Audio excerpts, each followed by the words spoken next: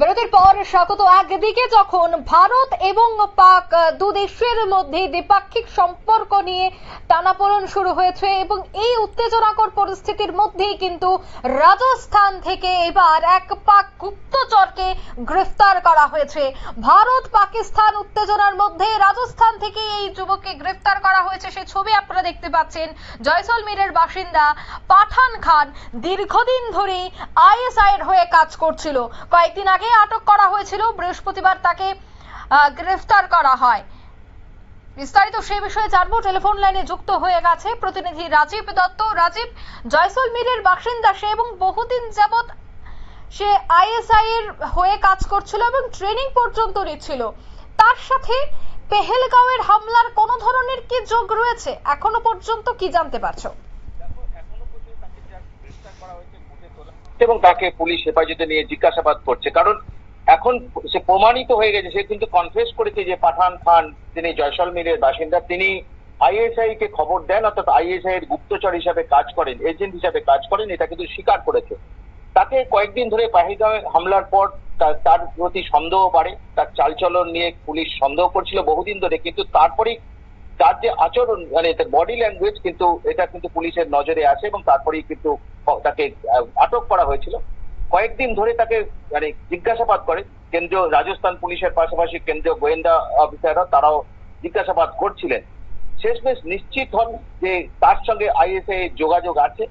তার যে mobile phone, WhatsApp call, সেগুলোকে পরীক্ষা করা হয় এবং তাতে দেখা যায় যে পাকিস্তানের আইএসআই এর একাধিক অফিসারের সঙ্গে তার বিভিন্ন সময় হোয়াটসঅ্যাপ কলে কথা হয়েছে, হোয়াটসঅ্যাপে মেসেজ পাঠিয়েছেন তিনি, এবং তারপরেই তাকে গ্রেফতার করা হয়েছে এবং আদালতে তোলা হয়েছে। তাকে পুলিশ নিজেদের হেফাজতে নিয়েছে। যেটুকু জানতে পারা যাচ্ছে যে এখনো পর্যন্ত 2013 সাল থেকে তিনি আইএসআই এর একজন এজেন্ট হিসেবে কাজ করেন। মূলত জয়সলমীরের যে আন্তর্জাতিক বর্ডার সীমান্ত রয়েছে, সেই সীমান্ত অঞ্চলের খবরাখবর, সেনাবাহিনীর মুভমেন্ট, বর্ডার সিকিউরিটি, সীমান্তরক্ষী বাহিনীর মুভমেন্ট, এখানকার বিভিন্ন এস্টাবলিশমেন্টের ছবি, সেইগুলো কিন্তু পাকিস্তানে তিনি পাঠাতেন, এমনটাই প্রমাণ কিন্তু মিলেছে। যে 2013 সালে তিনি পাকিস্তান গিয়েছিলেন, সেখানে যে আইএসআই এর কাছে প্রশিক্ষণ নিয়েছেন এবং তারপরে একাধিকবার কিন্তু পাকিস্তানে তিনি গেছেন, আইএসআই অফিসারদের সঙ্গে বৈঠক করেছেন, কিন্তু কোনোদিন কেউ মানে ভারতীয় গোয়েন্দাদের পক্ষে বা রাজস্থান পুলিশের পক্ষে জানা সম্ভব হয়নি যে 2013 সাল থেকে কিন্তু এই পাঠান খান তিনি আইএসআই এর একজন সক্রিয় এজেন্ট হিসেবে কাজ করছে। কিন্তু কয়েকদিন ধরে পেহেলগাঁওয়ের ঘটনার পরই তার প্রতি সন্দেহটা বাড়ে এবং তারপরেই তাকে গ্রেফতার করা হয়েছে। তবে যেটা মনে করা হচ্ছে যে তিনি বহু গুরুত্বপূর্ণ ছবি ভারতবর্ষ থেকে পাঠিয়েছেন। এখন জিজ্ঞাসাবাদ করা হবে, কারণ কাশ্মীরে কখনো গিয়েছিলেন কিনা বা ভারতবর্ষের অন্যান্য কোনো জায়গায় তিনি গিয়ে কি ছবি তুলেছেন বা কার সঙ্গে তার ভারতের কার সঙ্গে যোগাযোগ আছে, এগুলো তো পরে তদন্তে বেরোবে। তবে এটা ঘটনা যে তার সঙ্গে যে আইএসআই তিনি বহুবার পাকিস্তানে গেছেন এবং পাকিস্তানে গিয়ে আইএসআই এর বিভিন্ন স্তরের অফিসারদের সঙ্গে বৈঠক করেছেন, এটা কিন্তু জিজ্ঞাসাবাদে তিনি বলেছেন, পাঠান খান বলেছেন। অর্থাৎ একটা তিনি এক অত্যন্ত সক্রিয় এজেন্ট আইএসআই, এটা কিন্তু প্রমাণিত হয়ে গেছে এবং তার ফলেই কিন্তু তাকে গ্রেফতার করা হয়। দ্য অফিসিয়াল সিক্রেট অ্যাক্ট 1923 এই ধারায় তার বিরুদ্ধে মামলা করা হয়েছে এবং তাকে হেফাজতে নিয়ে কেন্দ্রীয় বাহিনীও তাকে, কেন্দ্রীয় গোয়েন্দারাও তাকে জিজ্ঞাসাবাদ করবে। তবে এতদিন পর, অর্থাৎ 2013 সাল থেকে সে যে পাকিস্তানের এজেন্ট হিসেবে, আইএসআই এর এজেন্ট হিসেবে কাজ করছে, এটা কিন্তু আমাদের এখানকার পুলিশ, রাজস্থান পুলিশ বা কেন্দ্রীয় গোয়েন্দারা জানতে পারেনি।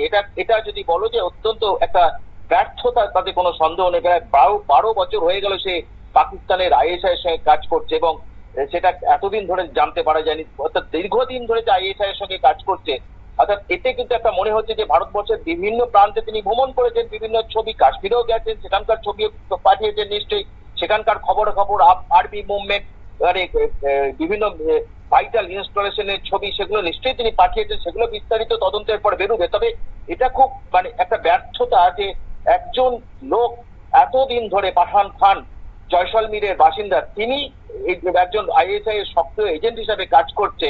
ভারতবর্ষের কোনো পুলিশ সংস্থা, ভারতবর্ষের কেন্দ্রীয় গোয়েন্দা সংস্থা বা কোনো গোয়েন্দা সংস্থা কিন্তু এতদিন জানতে পারেনি। এটা কিন্তু মানে অত্যন্ত একটা মানে ব্যর্থতা, তাতে কোনো সন্দেহ নেই। যাই হোক, অবশেষে তাকে ধরা পড়েছে পাঠান খানকে, তাকে জিজ্ঞাসাবাদ করা হচ্ছে এবং আরো অনেক তথ্য আসবে এবং তাকে কাশ্মীরে তিনি গেছেন কিনা বা কাশ্মীরের কোনো তথ্য পাঠিয়েছেন কিনা সেগুলো তো পরিষ্কার হবে পরে, পরবর্তী ক্ষেত্রে যতদূর তদন্ত যখন এগুবে সেগুলো জানা যাবে।